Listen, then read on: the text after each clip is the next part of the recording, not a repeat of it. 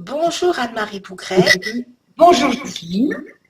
Merci de me recevoir à l'occasion de la prochaine publication de ton roman Intrigue chez Virginia Woolf, qui doit apparaître donc le 23 janvier.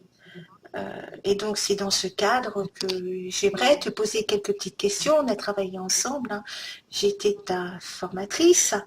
Et donc c'est une joie à chaque fois de voir nos stagiaires publier et de parvenir à concrétiser leurs plus chers désirs.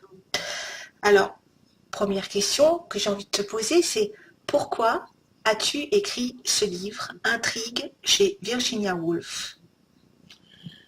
Alors, au début, j'ai découvert Virginia Woolf, je l'ai lu, et plus je l'ai lu, plus je l'ai aimé. J'ai aimé ses idées avant-gardistes et féministes. Et donc, j'ai eu envie de la lire, de la lire dans le texte par la suite, de parfaire mon anglais. Donc, je suis partie là-bas, dans son pays, dans sa région, et j'ai découvert sa maison. Et donc, c'est une maison musée. J'ai eu beaucoup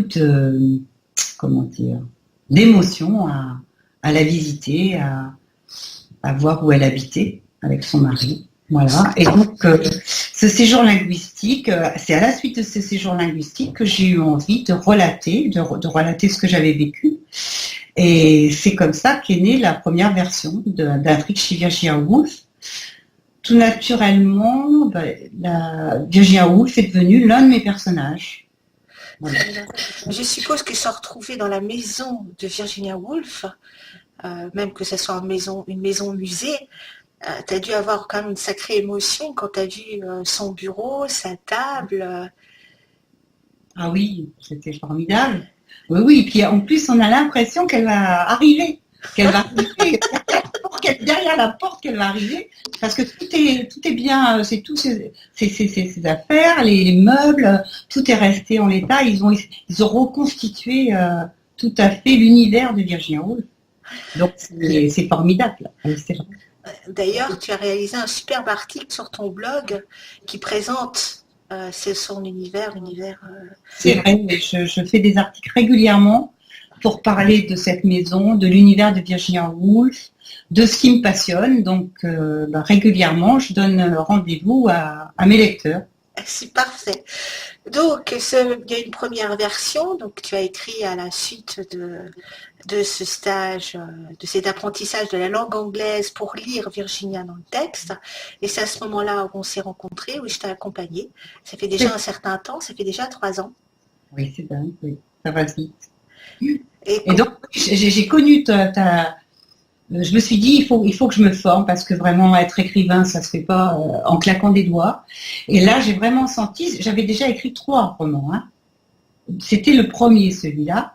Donc après ce premier, j'en ai écrit 2 autres. Et là, je me suis dit à un moment donné, il faut que j'apprenne.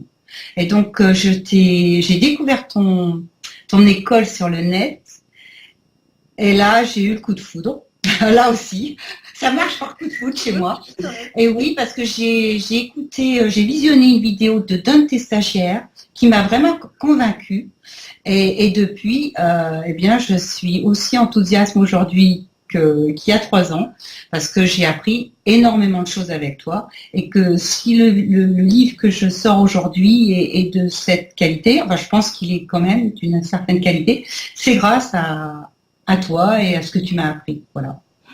Écoute, merci beaucoup. Alors, dans ce parcours, il y a eu un moment où tu as eu une proposition d'éditeur. Oui. Que tu n'as pas accepté. Ça, c'est... Oui, est-ce que tu pourrais nous expliquer pourquoi, ton point de vue à ce moment-là? Alors que c'est vrai que moi, on m'aurait posé la question, un éditeur veut te publier. J'aurais dit super, c'est génial. Moi, je n'étais pas au départ pour l'auto-publication. Et puis donc il m'a repéré, il m'a remarqué sur le net.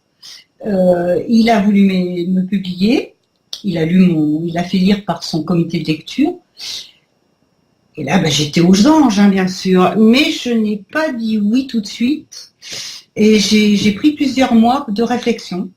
Et d'un seul coup, je me suis dit, j'ai tenté l'autopublication, j'ai envie de tenter l'expérience, de connaître cette expérience, parce que j'étais plus en accord avec moi-même, avec mes idées, avec le livre que je venais d'écrire, et puis avec Virginia Woolf, les idées de Virginia Woolf, car en son temps, elle a acheté avec son mari une presse, elle a créé sa propre maison d'édition, et donc elle s'est auto-publiée avant l'heure. Voilà, ces textes, ces essais notamment, qui sont assez subversifs, elle était anti-guerre et féministe, ce qui n'était pas chose aisée à l'époque. Elle aurait certainement pas pu les publier à l'époque, ou elle aurait été censurée de toute manière. Donc cette femme, elle avait la liberté de s'auto-publier, elle avait sa propre maison d'édition. Donc moi je me suis dit, allez, je vais essayer de faire pareil avec les moyens d'aujourd'hui. D'aujourd'hui. Donc tu es resté en parfaite cohérence avec l'esprit de l'auteur et ta démarche d'écrivain. Donc alors je rappelle que le livre sera disponible à partir du 23 janvier 2019. Et pour son lancement, tu prévois 4 jours de promotion.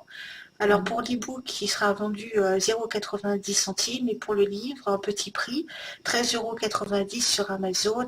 J'ai donné les liens en dessous de cette vidéo et je suis vraiment ravie de te voir épanouie après avoir parfois eu des moments de doute et puis des moments d'exaltation, et c'est toujours un plaisir de voir quand un auteur aboutit et publie.